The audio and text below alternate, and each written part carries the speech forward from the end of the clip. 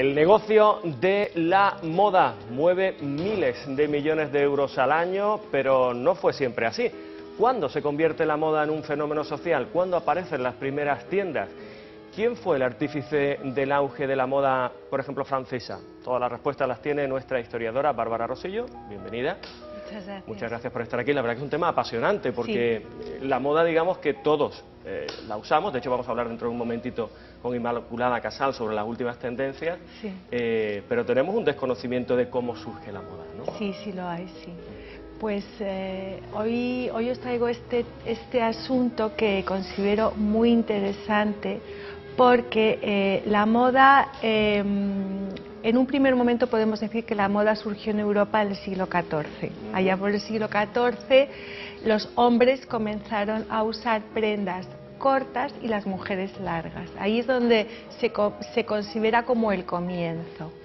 Pero tenemos que llegar al siglo XVII, a la segunda mitad del siglo XVII, en Francia y más concretamente a la figura de Luis XIV, para comprender cómo surgió este fenómeno imparable del tener mucho de todo, sin el cual la moda sería incomprensible, ¿no?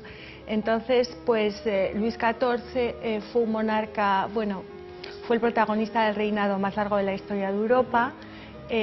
Fue un hombre visionario porque cuando comenzó su mandato él era un hombre muy joven y le preguntaron: Majestad, ¿a quién quiere poner usted al frente de su gobierno? Y ante la sorpresa general dijo: voy a ser yo mismo. Entonces él empezó a acometer todas las reformas desde su persona. Entonces concibió el palacio más espectacular de su tiempo y uno de los más espectaculares del mundo, que es el Palacio de Versalles, que estuvo unos 20 y tantos años para erigirlo, y allí en 1682 la corte se transformó. Entonces la corte francesa era como una ciudad enorme que tenía muchísimas necesidades porque la corte vivía con los reyes, ¿no? Y es Luis XIV el que, digamos, marca la moda tal y como la entendemos hoy en cuanto a tendencias Sí, y en ese determinado momento él se rodeó de una serie de personas muy inteligentes, como su ministro de Finanzas, que se llamaba Colbert, y entonces ellos decidieron que tenían que proteger la industria francesa. Pero no solamente protegerla consumiendo sus propios productos, sino prohibiendo las importaciones de productos extranjeros y vendiendo sus propios productos. Entonces, claro, fueron unos visionarios, una manera inteligentísima, y consiguieron que toda Europa vistiera a su moda y mucha con sus prendas y sus materiales. Ahora, la manera de vestir siempre ha dado información, ¿no? De la persona. Eso era un poco casi un uniforme, ¿no? Sí. Bueno, en el antiguo régimen las cosas eran muy diferentes porque según fueras vestido se te podía meter en un estamento social u otro. No es como hoy en día que simplemente con dinero uno puede acceder a todo lo que considere oportuno. Pero sí es verdad que en ese momento comenzó a dispararse el fenómeno moda como algo surgido en Francia, en París y en la corte de Versalles. Entonces, para poder vender sus productos, comenzó en 1672 el primer periódico dedicado a la moda, el precedente del Vogue o del Elle o estas grandes publicaciones. Entonces comenzó en Francia, se comenzó a publicar en París y era muy interesante porque, bueno, era una especie de gaceta social, también había poemas, historias, un poco de todo, pero también incluía una serie de grabados con cómo iría, por ejemplo, un caballero o una dama vestidos en determinado momento. Sí, esta imagen es muy interesante porque es una imagen de esta publicación donde, como vemos, una dama y un caballero vestidos a la última moda están entrando en una tienda, porque no había tiendas.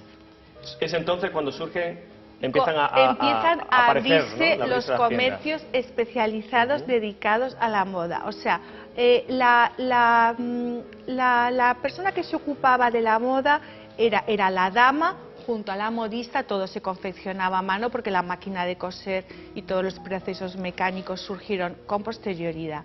Entonces, lo que hicieron, por ejemplo, esta publicación de la que te hablo, el Mercurio Galante, fue, mira, aquí veremos, ¿ves? Vestido de verano. Entonces, habló de las distintas necesidades conforme a las estaciones del año. Por tanto, surgió la moda de temporada. Vamos, ahí había una Inmaculada Casal infiltrada, de su época. surgió, por ejemplo, la imagen conjuntada y la imagen conforme verano, invierno. Aquí tenemos vestido de invierno. Mira, por Bárbara, vamos a ver, yo creo que dentro de muy poquito, unas imágenes de una especie de muñequitas. Sí.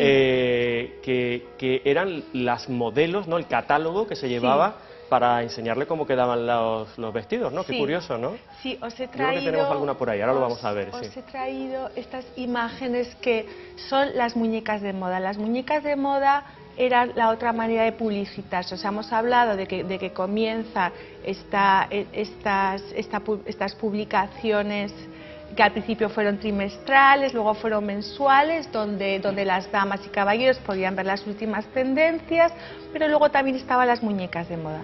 Aquí tenemos una preciosa muñeca de moda del siglo XVIII. Las precursoras de las Barbies. Sí, y bueno, en realidad la muñeca de moda podríamos entender hoy en día como una maniquí. Lo que pasa es que no era una maniquí de tamaño natural, eran unas pequeñas muñecas también de madera articulada, a veces hasta lleva el colorete puesto, unos 35 centímetros de alto. Entonces, las muñecas se vestían conforme a la última moda y se enviaban a unos sitios o a otros. Mira, te voy a poner un ejemplo muy gracioso. Ya en el siglo XVIII, bueno, Francia e Inglaterra siempre estaban peleándose. Y entonces ocurrió que, por motivo de la contienda, la muñeca de moda no llegaba a Londres. Las damas inglesas estaban absolutamente, bueno, aterrorizadas con que no les llegaran las últimas novedades de París y hubo que hacer un salvoconducto a la muñeca. Y en plena guerra la muñeca llegó. Bueno, ¿qué me cuentas? Una fantástica anécdota para poner el punto y seguido a esta conversación, porque hay mucho que hablar sobre la moda y cómo surge, pero es fantástica la anécdota que has contado, así que nos quedamos con ella. Bárbara Rosillo, muchísimas gracias. Muchísimas gracias como siempre a ti, te podemos Álvaro. seguir en tu blog, en Facebook, en Twitter también, y pues cada miércoles con nosotros.